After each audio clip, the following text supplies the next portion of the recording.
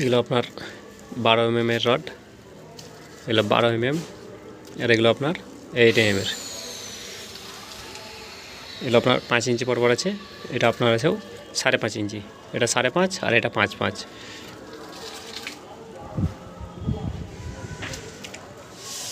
মানে সবাই বড় বড় যখন সিঁড়ি হয় তখন আপনার 12 mm এর রড ব্যবহার করে, কিন্তু আমাদের এখানে 3 ফুট 3 ইঞ্চি সিঁড়ি 1 মিটারের, তো আপনার 12 mm এর রড ব্যবহার করা হচ্ছে।